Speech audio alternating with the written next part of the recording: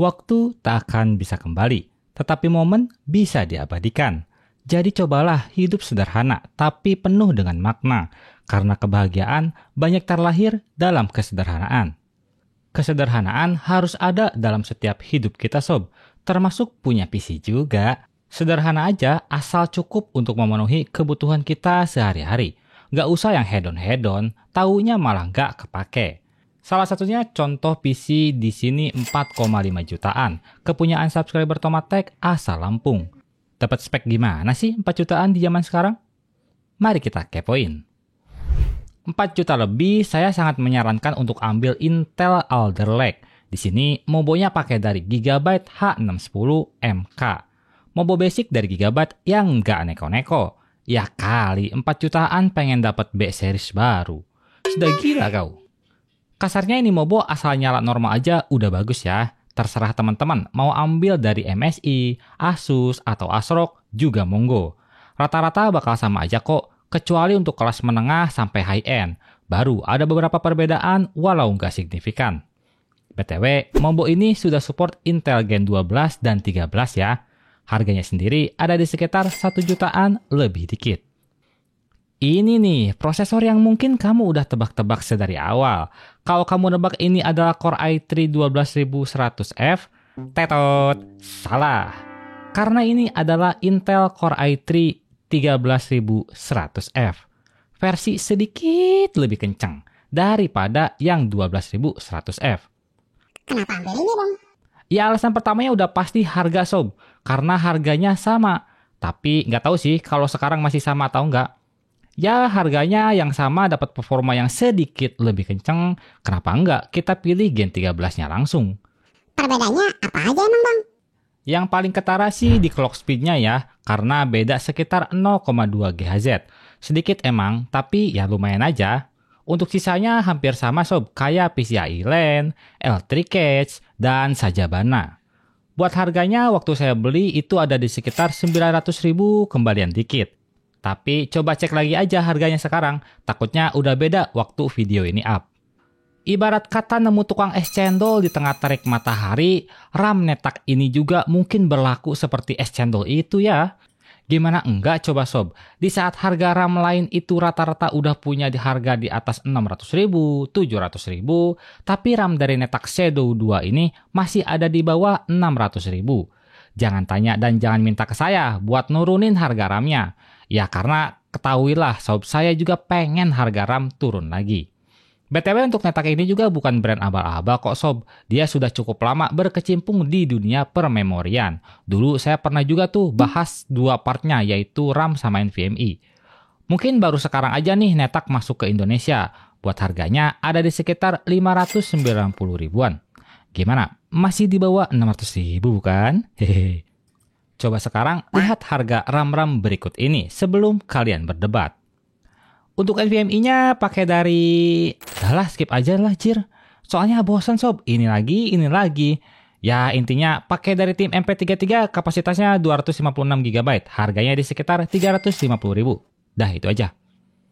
Untuk coolernya sendiri ini ibaratnya sisaan budget dari total PC ini ya.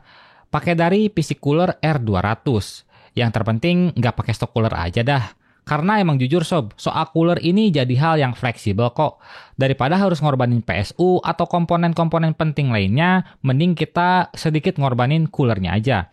Walau gitu, cooler ini masih sangat cukup kok buat handle Core i3 Gen 13 mah. Asli, no fake-fake. Yang saya suka dari PC cooler ini, walaupun coolernya murah, dia sistem masangnya tetap di baut, bukan dijepit kayak cooler murah lainnya. Soalnya ya tahu sendirilah, cooler dengan sistem jepit-jepit itu menjengkelkan pas masangnya. Buat harganya sendiri, ini ada di sekitar 150 ribuan. Budget 4 juta itu agak bingung pilih VGA-nya. Jujur aja sob, puyeng ke saya pribadi, misal pemilik PC-nya nggak mau pakai VGA X-Mining. Pilihannya nggak jauh-jauh dari GTX 950 kayak di sini nih. Tapi sedikit hal unik dari Zotac GTX 950 yang saya dapatkan di sini adalah dia masih full set, bahkan sampai ke nota pembeliannya juga ada sob. Harganya dulu waktu beli itu ada di sekitar 2.450.000-an, sekitar tahun 2016. Luar biasa ya. Dan untuk unitnya sendiri juga masih tergolong terawat. Bisa dilihat di sini kondisinya masih sangat bagus untuk seukuran VGA berumur 9 tahunan. Dia masih mulus, debunya minim, korosinya hampir nggak ada. Ya pokoknya mantap lah. Bahkan nih ya, stiker distributor dari Asia Raya-nya juga masih utuh sob. Punya VGA udah kayak punya emas, disimpan doang kali ya, nggak pernah dipakai. Hehehe. Untuk speknya sendiri sih ya kurang lebih mirip sama Lord Chestplane GTX 750 Ti, tapi dengan beberapa peningkatan performa. VRAM-nya cuma 2 GB sih, rasanya cukup aja buat pemakaian pemilik PC ini yang katanya mau ngedit ringan-ringan aja, sama sekedar game ringan juga. TDP-nya juga cukup irit daya di sekitar 90 watt. Saya dapatkan VGA ini di sekitar 620 ribuan. PSU andalan untuk kaum kerehore zaman sekarang. Ah, ini dia, Segotep BN550. Zaman sekarang sih ada enaknya juga ya, pesaing makin banyak, produk bagus juga pada bermunculan, harganya sangat kompetitif, yang diuntungkan tentunya ya konsumen. Coba di zaman sebelum sekarang, PSU 500 ribuan tuh pilihannya nggak banyak, habis itu kualitasnya so-so aja. Tapi sekarang sudah lebih baik. Ini berlaku juga untuk PSU di rentan harga 600 ribu sampai 800 ribuan juga ya sob. Karena PSU sekarang sudah banyak yang bagus-bagus. Syukurlah. Tapi ya gak enaknya gitu. PSU banyak yang bagus murah. Malah part lain yang gitu-gitu aja tapi malah nambah mahal. Aduh. Overall, PSU ini rekomendasi sih buat kamu yang lagi rakit PC kerehore. 550 watt lebih dari cukup kalau rakitannya kayak sekarang ini. Harganya ada di sekitar 520 ribuan. Ini nih bagian yang cukup seru juga buat diomongin. Adalah casing dari Infinity Elysium versi 3. Saya tahu casing ini dari acara Yogya Comtech kemarin. Intinya, yang bikin menarik dari casing ini adalah harga dan apa yang dikasih. Secara desain, saya suka. Simple aja, nggak banyak gaya petantang-petenteng gitu. Airflow-nya juga harusnya udah bagus, karena depannya mesh. Portnya juga standar, nggak ada yang dipangkas. Dan kita sudah dikasih free 3 buah fan RGB statis alias nggak bisa diatur. Dayanya pakai Molex. Di luar dugaan, casing ini punya TG yang tebel banget. Ini agak aneh sih. Casing murah kayak gini dikasih TG setebel ini. Walau agak mengkhawatirkan juga karena nggak ada penguncinya. Kalau jatuh, auto nangis. Dukungannya sendiri muat Mobo MATX, CPU cooler maksimal di 160 mm, VGA panjang maksimal di 300 mm, fan di depan bisa 2, di atas 2, di belakang 1. I/O water cooling cuma muat 240 mm aja di bagian atas. Dukungan storage bisa HDD 2 buah atau di mix sama SSD 2,5 inch. Ruang kabel manajemen sih standar aja, tapi dia sudah kasih ruang khusus untuk numpukin kabel di bagian sini nih. Jadi ya masih manusiawi lah ya. Nah, semua dukungan dan fitur yang dikasih ini, Infinity Elysium versi 3 cuma dibanderol di harga 320 ribuan versi free fan. Ada juga sih beberapa toko yang jual no fan-nya, ada di sekitar 290 ribuan lah. Ini sih jelas saingan berat si Paradox Gaming Starburn ya, tapi saya ngerasa Infinity ini lebih baik. FYI, Infinity ini produk dari Nlag ya sob. Baiklah, selesai kita jabarin partnya satu-satu. Saatnya apa? Iya saatnya kita hitung dong keseluruhan duit yang dikeluarkan untuk PC ini. Totalnya yaitu ada di sekitar 4,5 jutaan kembalian bakso semangkok lah. Tentu harga ini di luar jasa rakit dan juga ongkir ya, alias PC only. Tapi saya rasa ini semua sudah cukup maksimal di harganya. Ingat, di harganya ya. Kalau misal kalian mau mendang-mending, silahkan aja. Tapi satu aja catatannya, jangan nambah biaya, woi. Kadang ada juga orang yang mendang-mending, tapi budgetnya malah melambung dari yang ditentukan. Aneh, nggak relevan. Kekurangan PC ini menurut saya cuma satu aja sih, yaitu storage-nya yang cuma 256 GB aja. Ya kalau soal storage mah gampang lah ya, tinggal nambah HDD gacha atau SSD SATA langsung, beres deh. Yuk kita rakit aja langsung PC ini.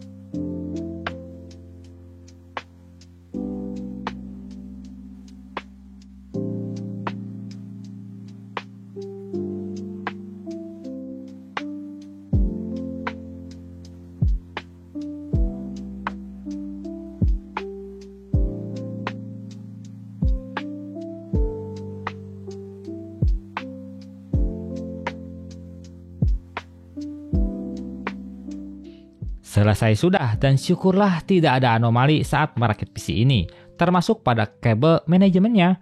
Walau ini casing murah meriah, tapi ternyata saya masih bisa menatanya dengan cukup baik, menurut saya. Walau nggak rapi maksimal, tapi setidaknya oke lah ya. Ingat, harga casing ini 300 ribuan aja kan ya. Selain bagus di ruang kabel manajemen, secara looks juga bagus loh bagi saya. Desainnya kotak-kotak di bagian depannya ini jadi keinget sama desainnya dari Deepcool ya. Tapi yang terpenting dari sebuah casing ialah dukungan dan airflow. Jadi, mari kita langsung gasket aja tes performa PC ini. Baguskah untuk harganya 4,5 jutaan?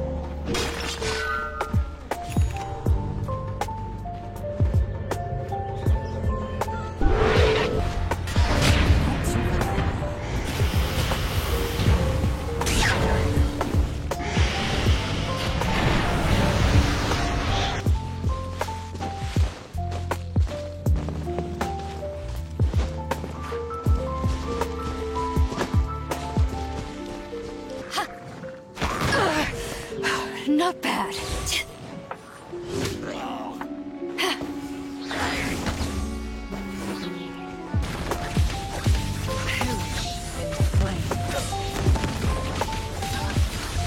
Take 4.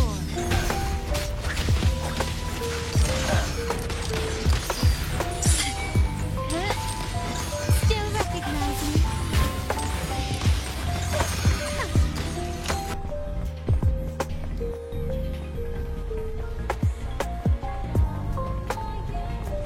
Falling debris. Be careful.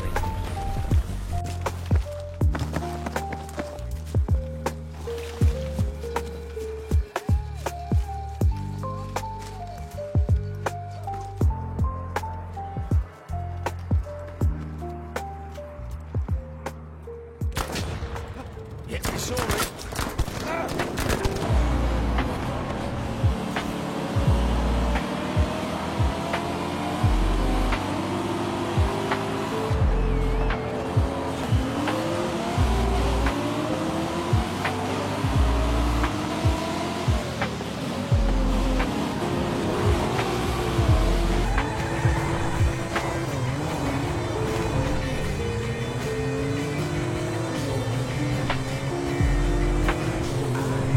Go, and then we can get started. This is gonna be great. You bet. Yeah. I hope we find them soon.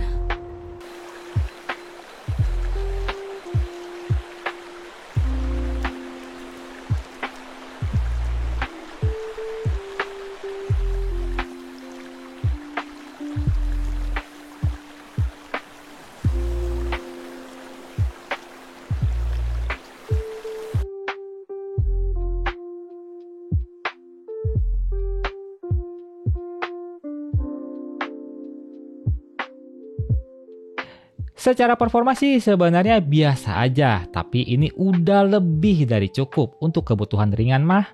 Apalagi si Core i3 Gen 13-nya ya, saya ngerasa ini oke banget di harganya, walau performanya nggak jauh sama Gen 12. Sama kalau gaming tuh gak bisa terlalu banyak ngarep ya, karena VGA sekelas GTX 950 dipakai di resolusi 1080p udah ngap-ngapan banget. Apalagi kalau gamenya game-game masa kini, udah kehabisan VRAM dia. Tapi kalau gamenya masih dalam kategori ringan, libas-libas aja sih. Alternatifnya kalau kamu mau niru rakitan PC ini tapi performanya bisa sedikit lebih kencang lagi, paling pilih VGA-nya dari RX 570 ya sob.